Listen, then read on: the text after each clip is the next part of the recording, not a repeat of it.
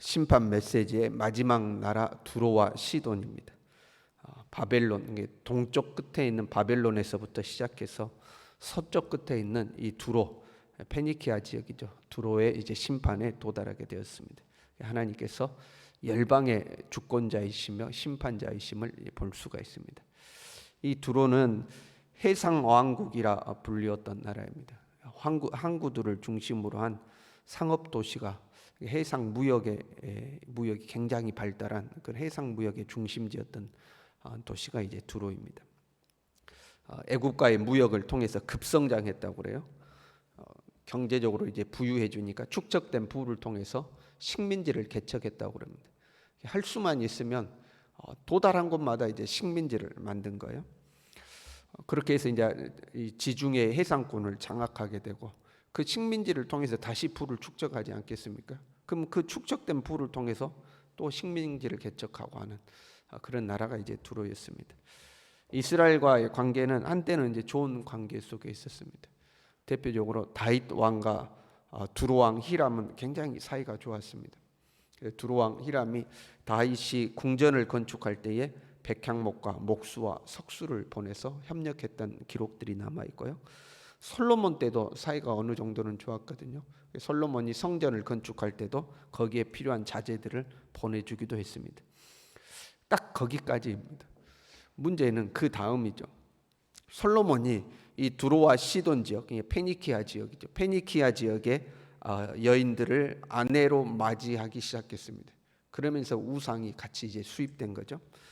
아합의 아내 이세벨도 시돈의 여인이잖아요. 이 페니키아 지역 여자입니다. 경제적으로는 도움을 받았을지 몰라도 영적으로는 타락하게 된 거죠. 오늘날도 여러분 우리가 하는 고민 중에 그런 고민 있잖아요. 경제와 신앙 사이에 하는 고민. 경제적으로 어떤 사람이 부유해요? 능력도 있어요. 그래서 내가 그 사람하고 손을 잡으면 나도 덩달아서 부유해질 것만 같습니다. 그런데 문제는 신앙이 걸리는 거죠. 그 사람과 손을 잡기 위해서는 내 신앙을 양보하고 포기해야 되는 부분이 있어요. 그럼 여러분 어떻게 하시겠습니까? 신앙을 지키고 경제적인 것을 포기한다.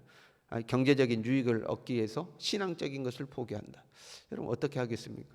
우리의 바람은 경제적인 것도 부유해지고 신앙도 든든히 잡고 이거 아니에요? 근데 항상 그런 건 아니죠. 이 두로와 시돈은 그런 나라인 겁니다. 돈 많고 능력이 있어서 내가 손을 잡으면 나에게 경제적으로는 유익이 될 수 있지만 그러나 신앙적으로는 영적으로는 해로울 수 있는 나라죠. 현실에서는 그런 대상이라고 할 수가 있겠죠. 그런 상징을 가지고 있습니다. 그런데 이 두로에 대해서 1절에 이렇게 경고해요. 다시스의 베드라 너희는 슬피 부르짖을지어다. 그렇게 시작합니다. 다시스의 배라는 것은 큰 무역선을 의미합니다. 여러 군데를 다닐 수 있는 이제 큰 배죠. 슬피 부르짖을지어다 하는 것은 두로와 이 시돈의 멸망은 두로의 멸망은 그와 관련된 여러 지역의 경제의 파탄을 이제 불러오는 거죠. 그래서 2절에 보면 시돈 상인들로 말미암아 부유하게 된 너희 해변 주민들아 잠잠하라. 그러니까 이들과 무역을 통해서 경제적인 부를 얻었던 나라들이 이 두로가 멸망하니까 다 같이 망하는 거죠. 그렇지 않습니까? 경제라는 것이 거미줄처럼 얽혀 있어서 하나가 무너지면 줄줄이 다 무너지게 돼 있죠. 그런데 지금 이 페니키아 지역의 핵심이라고 할 수 있는 두로가 무너지니까 두로와 무역하면서 부를 축적했던 모든 나라들이 이제 다 무너지는 거죠. 이 두로의 뜻이요 바위라고 합니다. 두로라는 뜻이 바위죠. 바위와 같이 든든할 것 같은 이 나라가 무너지면 그 바위 위에 집을 지었던 모든 사람의 집이 다 같이 무너지는 거죠. 우리 이스라엘 백성들의 신앙 고백이 참 훌륭한 것이요.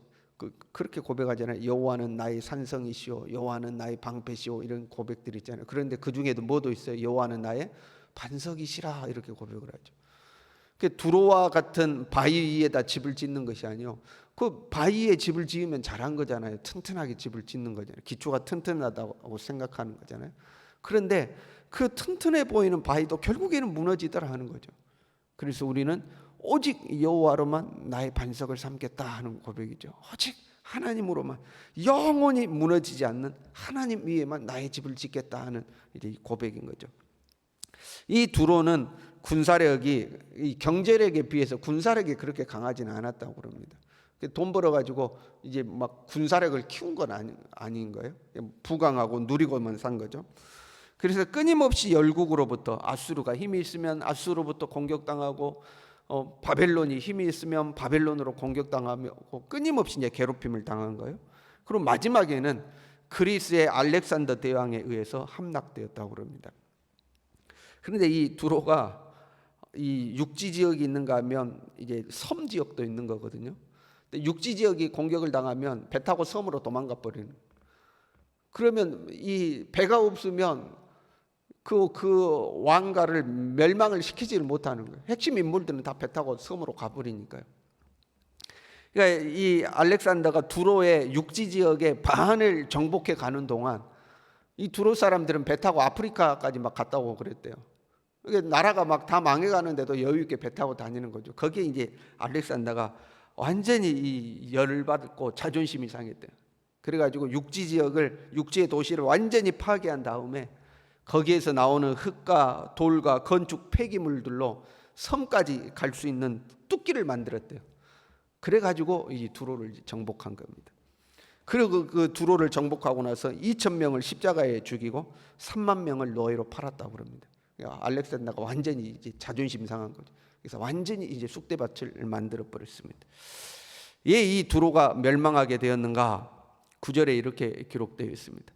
만군의 여호와께서 그것을 정하신 것이라 모든 누리던 영화를 욕되게 하시며 세상의 모든 교만하던 자가 멸시를 받게 하려 하심이라. 교만하던 자가 멸시를 받게 하려 하심이라. 그것은 여호와께서 정하신 것이다. 이렇게 기록하죠. 사람이 돈이 많아지면요, 먹는 것이 달라지죠. 입는 것도 달라지죠. 집도 달라지고 차도 달라지고 세상에서 대우도 달라지죠. 그것을 이제 세상적인 영화라고 부르는 거죠. 여러분, 우리가 경제적으로 부유해서 누리고 사는 거, 그건 괜찮은 겁니다. 하나님께서 우리가 수고하여 거둔 것을 가지고 누리고 사는 것은 하나님이 주신 선물이요 복이라고 그랬잖아요. 누리고 사는 것은 괜찮아요. 거기까지는 괜찮아요. 그런데 문제는 그렇게 되면 교만해지기가 쉽다는 겁니다. 내가 먹는 것이 달라지고 입는 것이 달라지고 사는 집이 다르고 타고 다니는 차가 달라지고 내가 어딜 가면 사람들이 부유한 나를 대우하는 대우가 달라지고 이렇게 되면 사람이 교만해지는 거죠. 그래도 내가 좀 잘 나가는 사람이고 그러다 누군가가 나를 대접하지 않으면 나를 무시해? 내가 누군데 하는 이제 이런 교만한 마음들이 생기게 되는 거죠. 그리고 교만은 하나님께서 말씀하신 대로 패망의 선봉이 되는 거죠. 교만하면 반드시 패망으로 결론 지어지게 되어 있죠. 그래서 이 두로는 부유해지니까 교만해졌다 하는 거죠. 그러나 그것뿐만이 아니에요. 두로의 멸망에는 영적인 교훈이 있습니다. 8절에 이렇게 되어 있어요. 면류관을 씌우던 자요. 이렇게 두로가 면류관을 씌우던 자요 이런 표현이거든요. 이것은 식민지를 개척하고 그 지역을 다스릴 왕에게 이제 관을 씌워주는 것을 말하는 거예요. 두로가 곳곳에 식민지를 개척하고 그 왕을 세우는 거죠. 그 다음에 이렇게 되어 있어요. 상인들은 고관들이요 그 무역상들은 세상의 존귀한 자들이었던. 그러니까 이 상인들이 세계 어디를 가더라도 자기들이 개척해 놓은 식민지 어디를 가더라도 가는 곳곳마다 대우를 받는 거죠. 그래서 존귀한 자라는 거예요.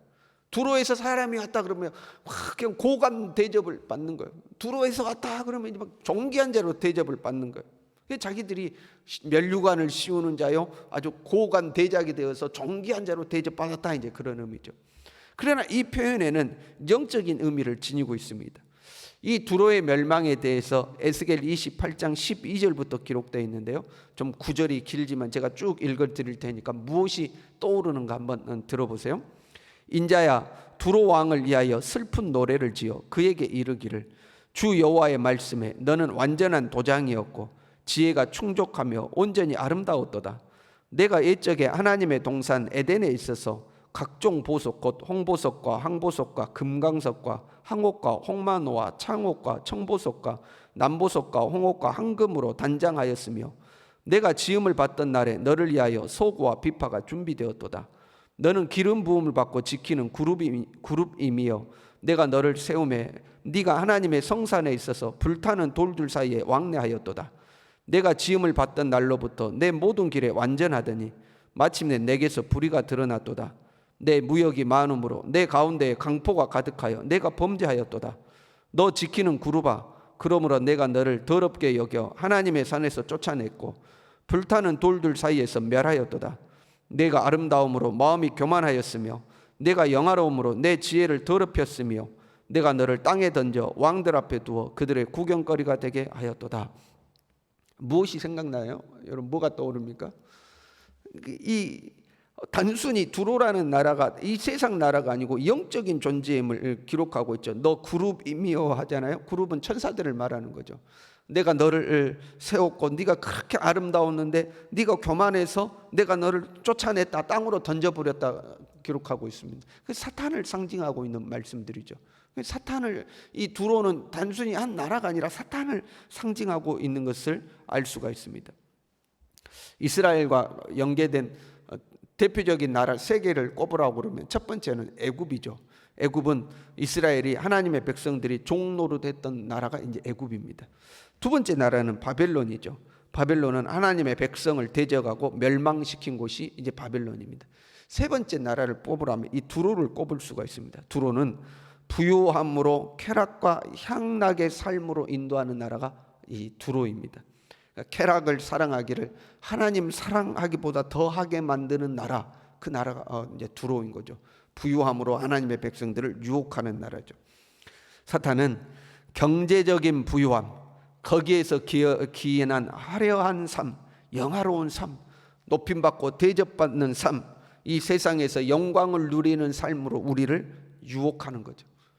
이 두로와 손을 잡으면 두로가 누리는 이 영광을 우리도 같이 누릴 것만 같은 그 마음에 자꾸 우리로 하여금 세상과 손을 잡도록 만드는 거죠. 너도 즐기고 살아라. 너도 누리고 살아야 되지 않겠느냐 하고 이제 우리를 유혹하는 나라가 두로이죠. 그러나 두로가 멸망하면 그와 손을 잡은 모든 나라가 함께 멸망할 것을 예언하고 있는 거죠. 사탄이 40일 금식을 마친 예수님을 찾아와서 유혹했어요. 그 시험 중에 하나가 천하 만국을 보여주면서 나에게 절하면 너에게 이 모든 것을 주겠다. 이 천하 만국의 영광을, 부유함을, 화려함을 너에게 주겠다 하고 예수님을 유혹했죠. 그때 예수님께서 이렇게 유혹을 뿌리치셨습니다. 주 너의 하나님께 경배하고 다만 그를 섬기라. 주 너의 하나님께 경배하고 다만 오직 하나님만 섬겨라. 저와 여러분이 이 주님의 말 고백처럼 오직 하나님만 섬기며 살 수 있기를 바랍니다. 부유하든지 가난하든지 화려하든지 초라하든지 하나님이 우리에게 허락하시는 대로 우리의 삶의 환경 속에서 살아가면서 우리는 오직 하나님만 경배하고 하나님만 부여잡고 사는 우리 모두 될 수 있기를 바랍니다. 기도하겠습니다.